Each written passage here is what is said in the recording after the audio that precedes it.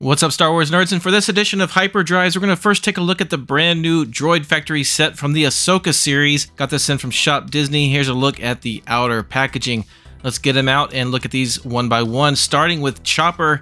Chopper's been around for a while from Droid Factory. He looks very nice. What I really like about this is he does have articulated arms on his dome, so that's pretty cool. Pretty standard articulation. And these are Build-A-Droids, so you can pop the dome off, and look, they actually did a nice metallic silver for the inside. That's a very nice touch there. So I brought in the TVC Chopper for comparison. He does not have the articulated arms on his dome, but he does have that nice articulation in the neck. And obviously these guys are not the same size. The Disney one is slightly bigger, and the paint apps for the TVC version are much more detailed. But I think the Droid Factory version is still pretty cool. Next up is C4R4C, really cool R4 unit droid. He's got some cool colors, of course, the maroon color all over, but then he's got kind of a gunmetal gray and then some white trim. And then the best thing about this droid is he's got this rusted weathering all over him. So it does look like this guy has been out in the elements. So very cool. And of course, it's got that silver metallic on the inside as well, just like the Chopper. A very cool droid, and my favorite thing about this guy is the rusty weathering. Next up is Professor Huyang, and I was very skeptical about this one, but having him in hand, he actually looks fantastic. His little backpack thing does not come off, and his articulation isn't great, but it's better than expected. Swivel arms, but there is articulation at the elbow and at the wrist. There is some limited swivel at the crunch, which surprised me. I didn't expect any crunch there, and the knees actually bend, so that's pretty awesome. He's got molded soft plastic for his skirt with some paint apps, and they've even painted the little wires as torso.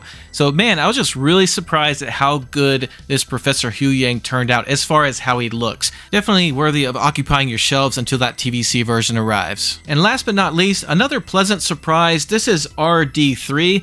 Now I thought RD3 might be the most boring of the 4-pack, but he's actually maybe my favorite.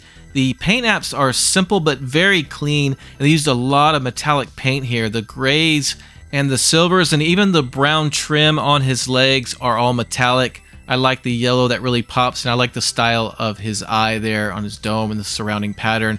Of course, the metallic silver on the inside as well. And so overall, this is just a really sharp looking droid. I really do think this is my favorite of the 4. So overall, this 4-pack really surprised me. Every droid in this set has something to offer. Great set. Next up, I picked this up loose. This is the Power of the Jedi Luke Skywalker in Echo-based Bacta Tank. So let's take a look at this thing. Here is the little monitoring device that 21B uses. Pretty cool.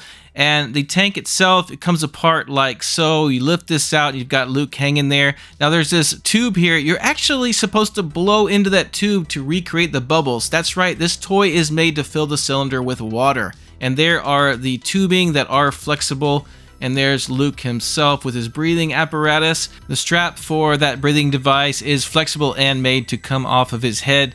So I'll remove that and take the figure out of the harness so we can take a look at Luke by himself. And the figure is pretty dated. This is from 2001, by the way.